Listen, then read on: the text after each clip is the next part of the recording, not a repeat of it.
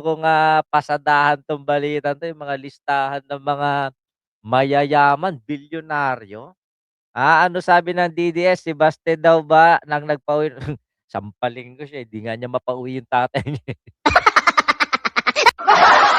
Hindi nga nila mapauwi yung tatay nilang karton. Ano na yung mga listahan ng mga ano, ng mga bilyonaryo sa Pilipinas. Eto sinasabi ko fake news 'to, Sa katotohanan lang, ito sa akin lang naman fake news 'no. Bakit kanyo, Ma'am Mary Grace Yoko ng Cyprus, magandang hapon. Napakalaking fake news 'to. Bakit kamo? Wala diyan si Kulaong, eh. Yan mga bilyonaryo lang. Oh, si Kulaong trilyonaryo. Oh, pero bakit walang pangalan diyan? Naglolokohan tayo. Sino ba nag-ano nito, Forbes magazine ba? Inquirer.net? Fake news, 'di ba? 'Di ba dapat nangunguna si ano, magkano yung kay ano, kay Enrique Razon? 16.5 billion dollars. Oh, yung kay Kulaw trilyon na. Tapos wala sa listahan. Ah, kailangan na natin magparali ng ganyan. Mukhang kailangan natin magpa-rally ngayon mga FLMM supporters in the worldwide. Hindi kino-consider na mayaman yung ano niyo. Bakit wala mga Duterte, hindi pa daw nabebenta yung shabu. Ma'am Remy Yebra, shoutout.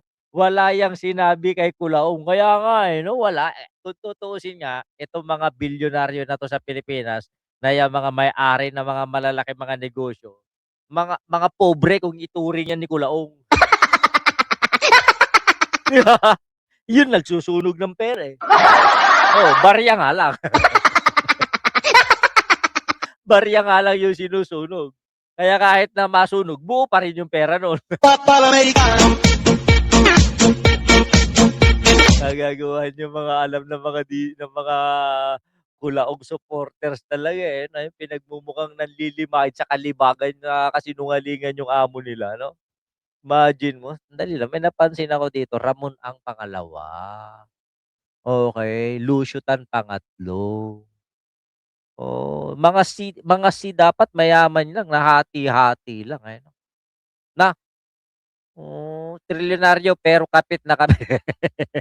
Trilyonaryo pero araw-araw, oras-oras nagla-live 'no, nag-aantay ng palipad.